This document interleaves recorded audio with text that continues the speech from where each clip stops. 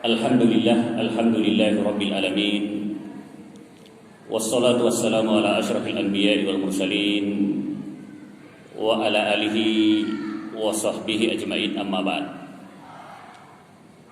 Faqad qala Allah Ta'ala fil Qur'anil Karim bi qoulihi ta'ala yuridullahu bikumul yusra wa la yuridu bikumul usra. Shadaqallahu azim. Jamaah maghrib yang dimuliakan oleh Allah Subhanahu wa Ta'ala, tak bosan-bosannya kami mengajak untuk mengucapkan kalimat Alhamdulillahi Rabbil Alamin. Kalimat yang wajib kita ucapkan, tanda puji syukur kepada kehadirat Allah Subhanahu wa Ta'ala karena bimbingannya, inayahnya, sehingga di hari yang penuh berkah ini Alhamdulillah kita masih sempat melangkahkan kaki kita untuk melaksanakan kewajiban kita yang alhamdulillah telah kita laksanakan, salat fardu maghrib secara berjamaah. Salam dan taslim kita peruntukkan kepada junjungan Nabi besar Muhammad Rasulullah sallallahu alaihi wasallam. Nabi yang menjadi suri tauladan, Nabi yang menjadi contoh, Nabi yang menjadi panutan, Nabi yang menjadi uswatun hasanah, sehingga ada pegangan untuk hidup di dunia menuju ke akhirat kelak biiznillah. Jamaah yang dimuliakan oleh Allah Subhanahu wa Ta'ala, pertemuan kita sebelumnya dalam pembahasan tentang ar-rukhsah, yaitu keringanan, bahwa dengan adanya rukhsah maka dapat disimpulkan bahwa bolehnya seorang hamba melakukan perbuatan yang haram karena dalam keadaan darurat, atau istibahatu fi'lil muharram inda darurah. Karena adanya rukhsah dalam keadaan darurat, maka seorang hamba boleh melakukan perbuatan yang haram itu, yang digarisbawahi haram, tetapi karena dalam keadaan darurat maka itu dibolehkan. Jadi sebelumnya saya katakan bahwa Allah Subhanahu wa Ta'ala tetap mengatakan bahwa hanya dibolehkan, tapi tidak pernah berubah hukumnya bahwa itu tetap haram, tapi dibolehkan karena dalam keadaan darurat. Yang mana kita sebutin bahwa memakan bangkai hukumnya haram, memakan daging babi hukumnya haram. Tetapi karena dalam keadaan darurat, kalau tidak makan bangkai, jiwa ini akan hilang, binasa, akan meninggal dunia. Maka dalam hal ini menyelamatkan jiwa itu adalah bagian daripada hal yang sangat penting di dalam agama. Oleh itu, karena dalam keadaan darurat maka disebut dengan rukhsah, satu keringanan. Padahal kita sebutkan bahwa memakan bangkai, makan daging babi, meminum khamar adalah perbuatan yang diharamkan oleh Allah Subhanahu wa Ta'ala. Tetapi karena dalam keadaan darurat maka masuk kategori rukhsah yang diringankan. Dalam hal ini dibolehkan seorang hamba melakukan perbuatan yang diharamkan, tetapi dalam kategori dibolehkan saja, tidak pernah dihalalkan. Lalu termasuk dibolehkannya hamba meninggalkan yang wajib. Kita sempat lihat bahwa pada bulan suci Ramadan umat muslim diwajibkan berpuasa pada bulan suci Ramadan. Tetapi ada beberapa hal yang ada di dalam Al-Quran boleh meninggalkan yang wajib ini karena dalam keadaan sakit atau dalam keadaan safar. Kalau misalnya pada bulan suci Ramadan ia sakit keras, tidak sanggup untuk berpuasa, maka boleh meninggalkan yang wajib ini. Di hari lain boleh mengganti daripada puasa yang ditinggalkan. Dalam hal ini disebut dengan qada. Juga poin ketiga, kaidah umum mengatakan bahwa dalam hal muamalah tidak boleh melakukan jual beli kecuali ada barangnya. Tidak boleh melakukan transaksi jual beli kecuali barangnya ada. Kita telah menyinggung, kita telah membahas tentang bahwa pada masa sekarang ini terkadang kita melakukan yang namanya jual beli salam atau jual beli istisna. Salam, jual beli salam atau jual beli istisna, yaitu wujud barangnya belum ada. Wujud barangnya belum ada, tetapi si pembeli tahu bahwa barang yang akan dibeli, contoh misalnya meja seperti ini, ukurannya seperti ini, tingginya seperti ini, warnanya seperti ini, sepakat kapan akan diterima barang itu, bayar DP atau bayar full lunas, padahal barangnya belum ada. Dalam hal ini kategori jual beli ini juga masuk dalam kategori rukhsah dan pernah kita bahas dalam hal istihsan karena itu dianggap baik. Demi apa? Karena memenuhi kebutuhan daripada masyarakat. Maka Bapak Ibu yang saya muliakan,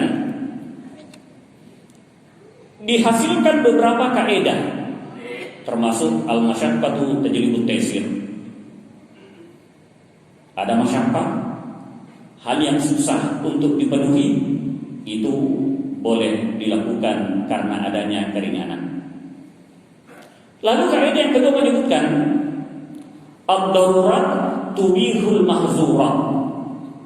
Karena dalam keadaan darurat, karena hal ini adalah darurat, tubihul mahzurat, maka hal-hal yang dilarang, maka hal-hal yang diharamkan tubihu, dibolehkan.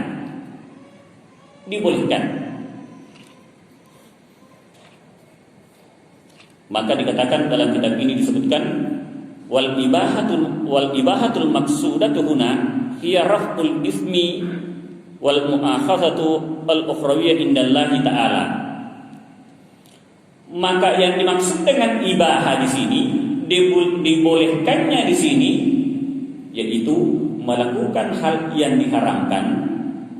Maksudnya hiya raf'ul ismi, sesuatu yang boleh dilakukan yang hukum dosanya tidak ada.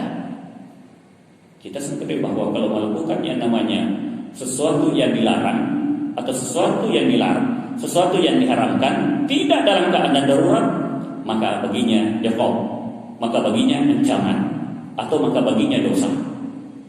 Tetapi melakukan hal ini, melakukan hal yang diharamkan, tapi dalam keadaan darurat, hiya raf'ul ismi, itu tidak ada dosa baginya. Maka Allah Subhanahu wa taala berfirman dalam Al-Qur'an, "Innama harrama 'alaikumul maitatu wad-damu wa lahmul khinziri wa ma uhilla bihi li ghairillahi faman idturra ghaira bagin wala adin fala itsma 'alaihi innallaha ghafurur rahim." Bahwasanya Allah Subhanahu wa taala atau sesungguhnya Allah Subhanahu wa taala telah mengharamkan kepada kalian al-maitah, bangkai. Bangkai dalam hal ini bisa dikatakan bangkai yang meninggal, hewan yang meninggal, atau disebut juga bangkai ketika seseorang menyembelih tidak menyebut nama Allah Subhanahu wa taala, maka itu adalah bagian daripada bangkai. Hukumnya bagaimana? Hukumnya diharamkan oleh Allah Subhanahu wa taala untuk mengkonsumsi yang namanya bangkai.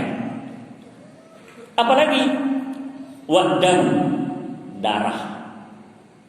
Biasanya orang-orang di kampung ada menyembelih sapi kah, menyembelih kambing kah, biasanya sengaja untuk ambil bejana, ditampung darahnya lalu diminum. Hal ini darah ini adalah diharamkan. Hukumnya diharamkan. Walahmul khinzir, daging babi, mohon maaf. Wa ma uhilla bihi li ghairillah, dan sembelihan yang bermaksud bukan dengan nama Allah Subhanahu wa taala, semuanya ini diharamkan di sisi Allah Subhanahu wa taala untuk dikonsumsi. Faman turra, apabila Anda dalam keadaan bukan kesengajaan, Anda dalam keadaan darurat, bukan maksud Anda untuk mengkonsumsi, tetapi Anda dalam keadaan darurat dan tidak dalam keadaan berlebih-lebihan melampaui, fala isma alaih. Yang tadinya bangkai diharamkan, tetapi Anda dalam keadaan darurat, tidak berlebih-lebihan, tidak melampaui batas, fala isma alaih. Tidak ada dosa bagimu untuk mengkonsumsi karena dalam keadaan darurat. Karena dalam keadaan darurat. Maka disebutkan zakarallahu subhanahu wa ta'ala fi hadhil ayat. Jadi banyak ayat atau beberapa ayat yang menyebutkan haramnya memakan seperti bangkai, mengkonsumsi yang namanya darah, mengkonsumsi yang namanya sembelihan yang bukan atas nama Allah Subhanahu wa ta'ala. Ini umumnya diharamkan oleh Allah Subhanahu wa ta'ala. Wastusnya halatul darurah, dikecualikan atau dibolehkan memakan yang diharamkan tadi karena dalam keadaan darurat.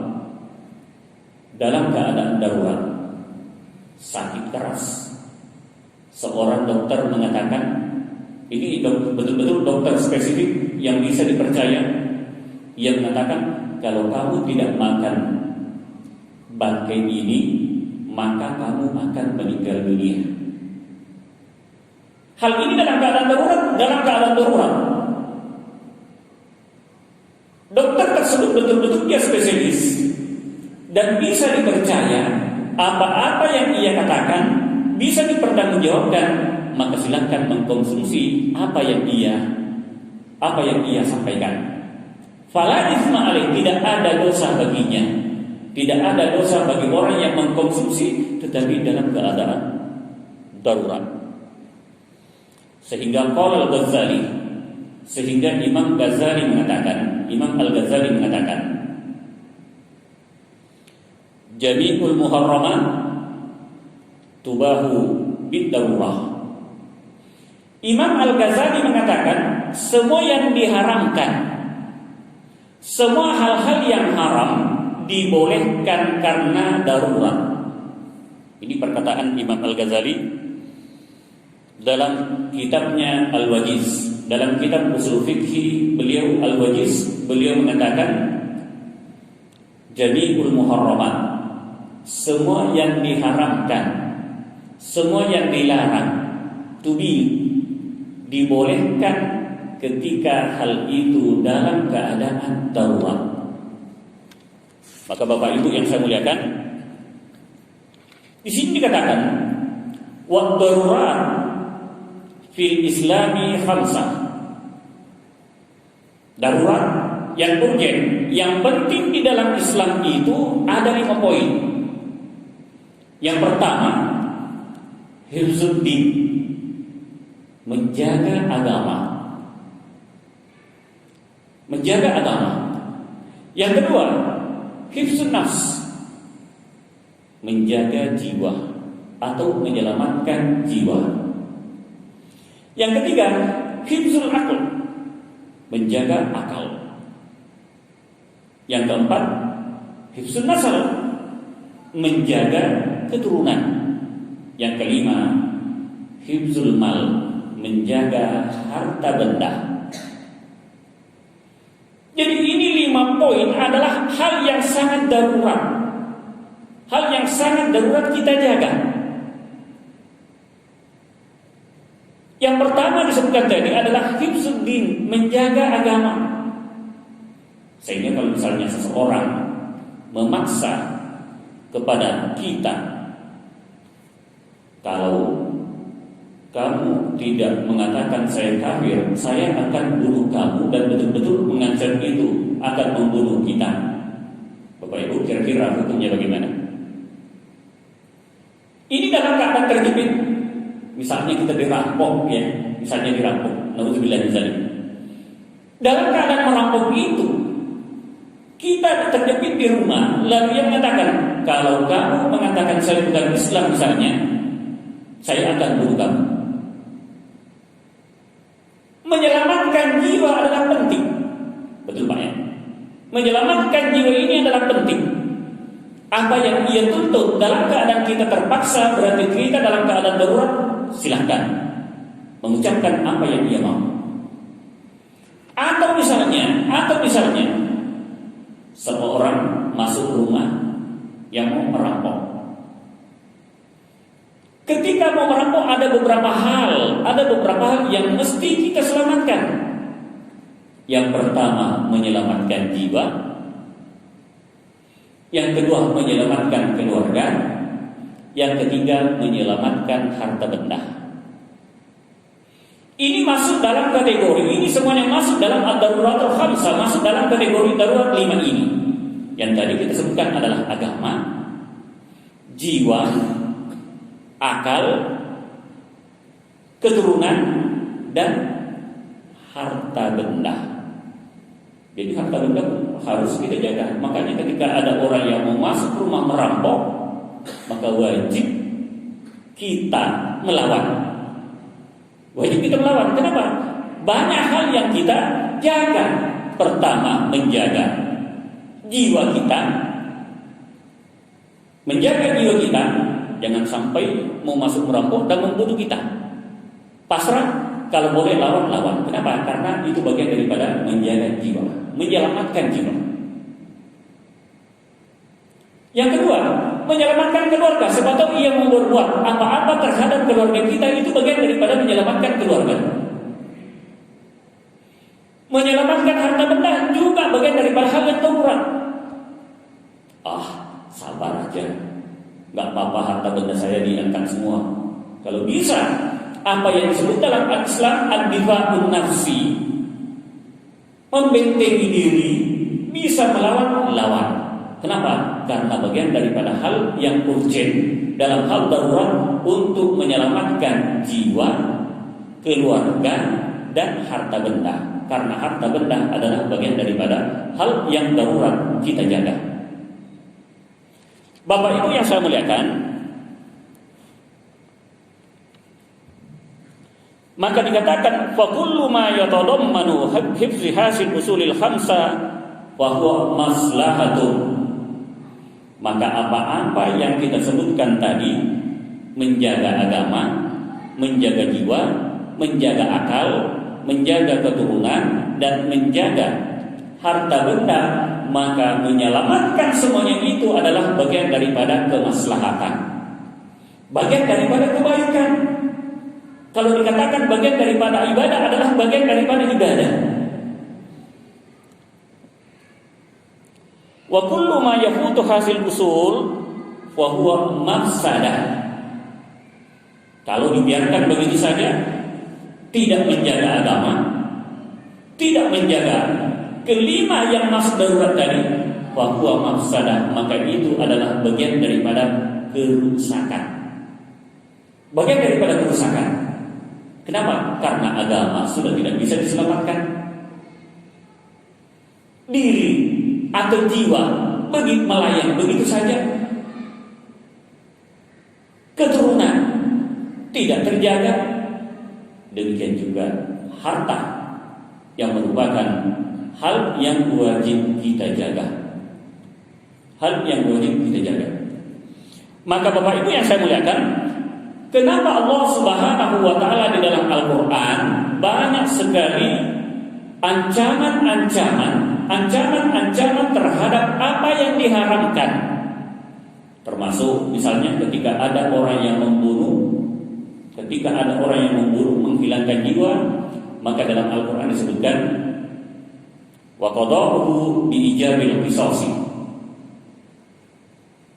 Menghilangkan jiwa dengan unsur kesengajaan, maka balasannya adalah qisas.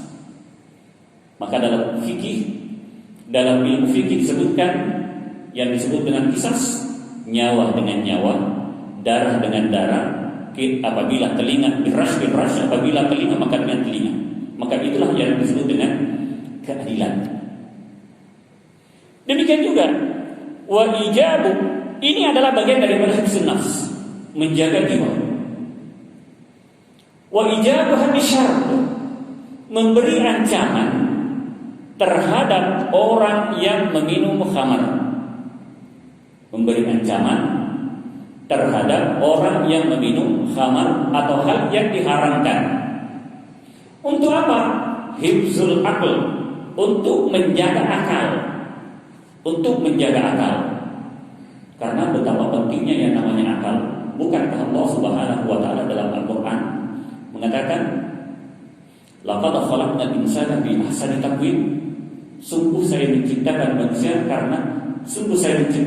dalam bentuk yang begitu sempurna, dalam bentuk yang begitu indah. Kenapa? Karena adanya akal manusia. Karena adanya akal manusia. Sekian banyak ciptaan Allah Subhanahu wa taala tidak dipersenyai dengan akal. Malaikat tidak punya akal, hewan tidak punya akal. Tetapi menurut ulama bahwa yang dipersenjatai dengan akal adalah manusia dan jin. Manusia dan jin. Olehnya itu, akal pada diri manusia sangat urgen kita jaga. Setelah Allah Subhanahu wa taala mengatakan fi ahsani taqwim, dalam bentuk yang begitu sempurna karena adanya akal, maka wajib kita menjaga akal itu karena bagian daripada hal yang darurat. Maka Allah Subhanahu wa taala mengancam terhadap orang yang mau merusak akalnya. Karena merusak akal melalui minum-minuman yang haram, maka dikatakan wa ijabu hifdzus syarr isbihi hifdzul uqul hiya malak taklif, yaitu mengancam terhadap orang yang meminum khamar karena menjaga akal. Wa ijab hadis zina, juga mengancam terhadap orang yang melakukan perbuatan zina. Untuk apa? Hifdzun nasab, untuk menjaga keturunan. Jadi Allah Subhanahu wa taala memberikan ancaman juga terhadap orang yang melakukan zina. Kenapa? Karena bagian daripada menjaga nasab, menjaga keturunan adalah bagian daripada hal yang darurat, bagian daripada hal yang urgent kita jaga. Termasuk mengancam terhadap orang yang mencuri, sarikah atau sarak. Kenapa? Hifzul mal, karena untuk menjaga daripada